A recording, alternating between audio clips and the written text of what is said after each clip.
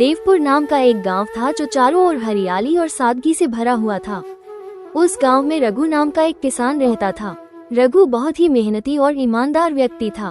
उसके पास एक छोटी सी जमीन थी जिसमें वो दिन रात मेहनत और लगन से काम करता था। रघु के पास ज्यादा धन दौलत नहीं थी, मगर उसके पास जो भी था वो उसके लिए अनमोल था। रघु, अरे लता, मुझे जल्दी से खाना दे दो, मुझे जल्दी जाना है।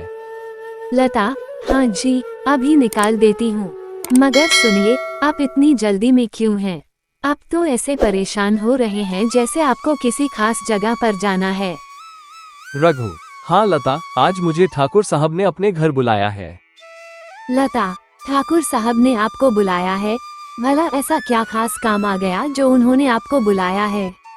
रघु, पता नहीं लता, अब तो वहाँ जाकर ही पता चलेगा। लता रघु को खाना देती है। लता, सुनिए जी, आपसे एक बात करनी थी। ठाकुर साहब के घर से जल्दी आ जाएगा ना? रघु, तुम ऐसा क्यों कह रही हो? कुछ बात है क्या? लता, मैं नहीं चाहती कि आप ज्यादा देर तक घर से बाहर रहें। रास्ते ठीक नहीं हैं और ठंड भी पड़ने लगी है। रघु, अच्छा ठीक है, मैं समय पर घर आ जाऊंगा। इतना कहकर रघु घर से चला जाता है। दिन भर खेतों पर काम करने के बाद शाम को रघु ठाकुर साहब के घर जाता है। ठाकुर, आओ रघु, कहो सब कैसा चल रहा है और कामकाज कैसा है तुम्हारा? रघु, सब बढ़िया है मालिक, बस इस बार खेती में थोड़ा ज्यादा मेहनत करनी है। सोच रहा हूँ कि इस बार ज्यादा से ज्यादा फसल हो ताकि अपने बेटे को शहर भेजकर पढ़ा सकूं। ठाकुर, रघु, तुम्हारे बेटे को शहर में पढ़ाने के लिए बहुत बड़ी रकम चाहिए। क्या इतनी बड़ी रकम तुम्हारा छोटा सा खेत पूरा कर पाएगा? रघु, हाँ मालिक, मैं जानता हूँ, पर मैं कर भी क्या सकता हूँ। दिन रात मेहनत कर रहा हूँ और बाकी सब ऊपर वाले की मर्जी पर निर्भर है। ठाकुर, रघु, तुम सच में बहुत मेहनती हो। मैं तुम्हें एक बात बताना भूल ही गया, मेरी गेहूं की बोरियां शहर पहुंचानी है। अगर तुम अपनी बैलगाड़ी से ये काम कर दो तो बदले में मैं तुम्हें अपनी 5 बीघा जमीन जोतने के लिए दे दूंगा और उसका कोई भी किराया या पैसा नहीं देना होगा। रघु, मालिक, क्या आप सच कह रहे हैं? इतना बड़ा सौदा और वो भी मेरे लिए? ठाकुर, हाँ रघु, ये तुम्हारी ईमानदारी और मेहनत को देखते हुए तुम्हारे लिए मेरी तरफ से एक तोहफा है। रघु, मालिक, आपका यह एहसान मैं कभी नहीं भूलूंगा। रघु खुशी खुशी घर लौटता है और लता को ये खबर सुनाता है। लता, अरे वाह, ये तो बहुत अच्छी बात है। ऐसा मौका हर किसी को कहाँ मिलता है। अब तो हमें अपने बेटे को शहर भेजकर अच्छी शिक्षा देने का सपना जरूर पूरा होगा।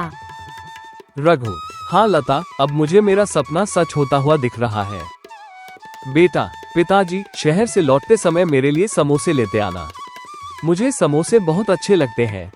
रघु, ठीक है बेटा, मैं तुम्हारे लिए समोसे लेकर आऊंगा। अगले दिन रघु घर से जल्दी निकलता है और बोरियां लेकर शहर पहुंचता है। वहां उसका दोस्त मोहन उसकी मदद करता है। मोहन, रघु भाई, तुम तो बहुत दूर गांव से आए हो, चलो कुछ नाश्ता पानी कर लो। रघु, नहीं काका, रात होने से पहले घर पहुंचना है। अगली बार आऊंगा तब नाश्ता पानी करूंगा।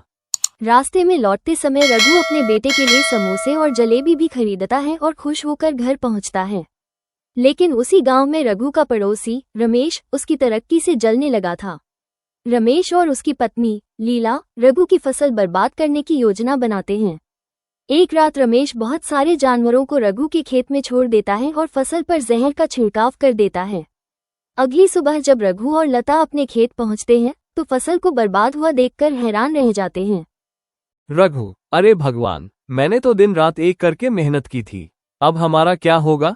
लता, हिम्मत रखिए जी, जिसने भी ये किया है वो हमारी मेहनत को देखना नहीं चाहता, पर हम हार नहीं मानेंगे। भगवान सब देख रहा है। आखिरकार रघु का खेत ठाकुर अपने कब्जे में ले लेता है और रघु का परिवार बेघर हो जाता है। रघु का परिवार शहर की ओर चल पड़ता है, जहां उसका पुराना दोस्त मोहन उसकी मदद करता है और रहने के लिए घर भी देता है। लता के सुझाव पर रघु समोसे बेचने का काम शुरू करता है और धीरे धीरे उसका व्यापार चल निकलता है। कुछ समय बाद रघु एक छोटी सी दुकान खोल लेता है और अपने बेटे को शहर में पढ़ने के लिए भेज देता है। फिर जब रघु के पास पैसा होता है तो वो ठाकुर से अपनी जमीन वापस खरीद लेता है और गांव में नया घर बनाता है। रघु की मेहनत और हिम्मत ने उसे एक नई शुरुआत दी।